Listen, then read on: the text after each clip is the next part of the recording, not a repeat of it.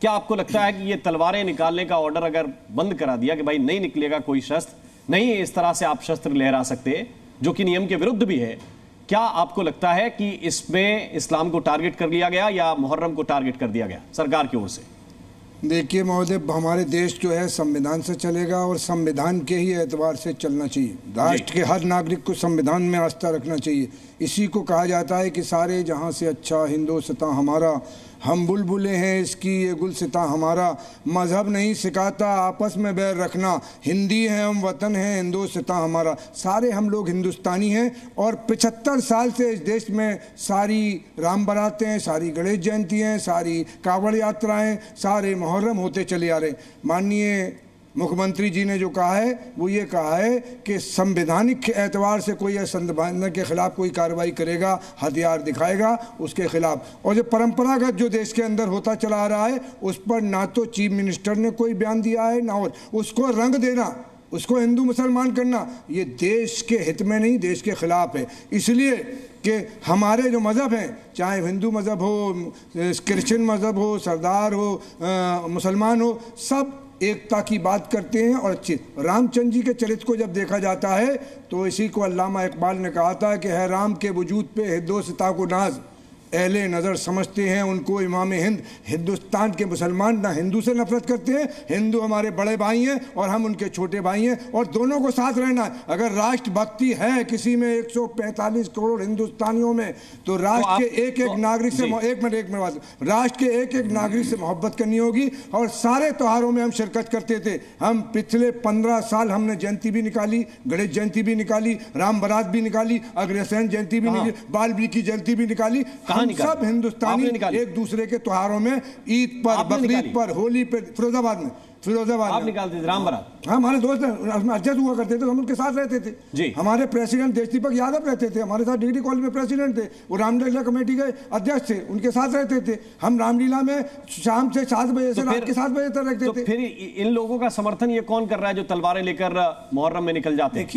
ये जोर दिखाते, क्योंकि योगी आदित्यनाथ उसी का जिक्र कर रहे थे कि भाई आप तार काट देंगे, लोगों के घर गिरा देंगे, किसी के पेड़ काट देंगे, उसी का तो जिक्र कर रहे थे कि आपने सब बंद करा दिया। तीनों बात इसी बात को लेकर मैं आपसे सवाल करता हूं कि पिछले 10 साल में आपने किस जगह देके पीपल का पेड़ कट गया? योगी आदित्यनाथ बोल रहे हैं। आपसे पूछ रहा हूं सवाल, उनका जवाब मैं आपसे ये पूछ रहा हूं कि किसी ने यहाँ बैठे हुआ कोई भी नागरिक ये बताए कि पिछले 10 साल में किसका मकान टूटा, वो चश्मदीद है, किसका किस जगह पीपल काट दिया? यही तो योगी आदित्यनाथ कह रहे हैं, वो दूसरा टर्म चला रहे हैं। प्रदेश का चुनाव 7 साल दूरी की जोड़ दीजिए, प्रदेश का चुनाव आ रहा है, इसमें 7 साल तो योगी आदित्यनाथ के कार्यकाल के हो गए ना 10 साल में। इसकी पुरानी कहानी वो सुना रहे थे। बात तो यकीन की है, हमारे जिस्म की मिट्टी इसी जमीन की है और मेरे वतन के सारे लोग भाई भाई हैं। ये दूरियों की सियासत किसी ऐसे वैसे की है, हमें दूरियां नहीं। समझिए आप क्या कहना चाह रहे थे। विष्णु शंकर जी एकता चाहते हैं, लेकिन ये एकता चाहने वाले फिलिस्तीन के झंडे लेके क्यों दौड़ लगा देते थे? देखिए, अभी इन्होंने सबसे पहले मैं बताना चाहता हूं, मुझे बहुत ही स्ट्रॉन्ग ऑब्जेक्शन है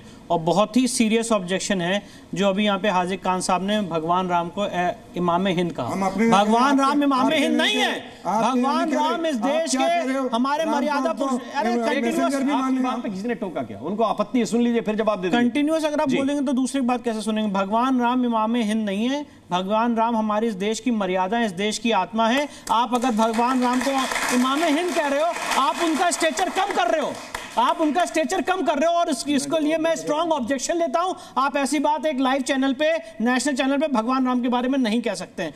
दूसरी बात, देखिए आज आप अगर इंस्टाग्राम देखें, कोई भी आप सोशल मीडिया देखेंगे हैंडल, भारी मात्रा में अभी जो मुहर्रम में हिंसा हुई है, एक अभी हिंदू युवक और कपल जा रहा था, उनकी गाड़ी तोड़ दी गई। बिहार की घटना है, तलवार से रहने वाले थे जी, तलवार से और डंडे से उनकी गाड़ी तोड़ दी गई। तो आज ऑनरेबल चीफ मिनिस्टर यही बात कह रहे हैं कि इस तरह की अगर हुड़दंगबाजी आप करेंगे तो वो इलीगल है और उसको हम रोकने का काम करेंगे। और मैं बताना चाहता हूं, उसको अगर संवैधानिक दृष्टिकोण से भी देखा जाए, आर्टिकल 19 हर आदमी को राइट टू असेंबल देता है, बट पीसफुली विदाउट आर्म्स।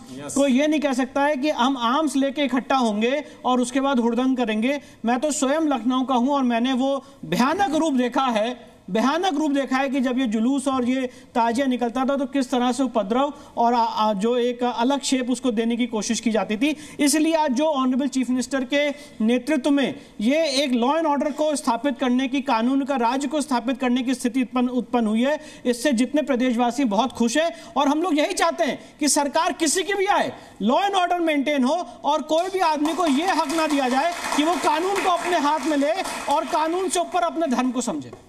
जी आज़िक खान, देखिए वकील साहब ने जो बात कही, हमने ये नहीं कहा कि आप मानो। अल्लामा इकबाल दुनिया में जब से बनी हिंदुस्तान बनाए और जब तक दुनिया रहेगी। अरे भाई हम नहीं मानते अल्लामा इकबाल को। आप हमारे भगवान राम को इमाम हिंद कह रहे हैं।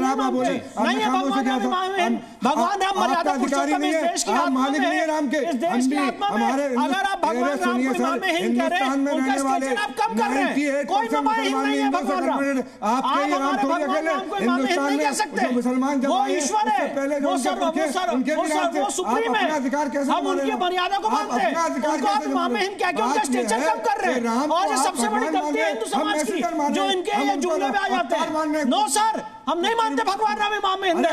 और जब आप इमाम हिंद बोल रहे हैं, ये कंटेम्पचुअस है। भगवान राम की आप जो आस्था है, उनके प्रति जो हम लोग की मर्यादा है, उसको कम करने का काम कर रहे हैं बड़े सलीके से। ये चीज हम नहीं बर्दाश्त करेंगे। एक खुदा, एक भगवान, एक ईश्वर है। आप उसको देवकीनंदन ठाकुर जी इस पे आ रहे हैं। अभी मैं अगर इनके धर्म पे कोई कमेंट कर दूं तो सर तन से जुदा के नारे लग जाएंगे।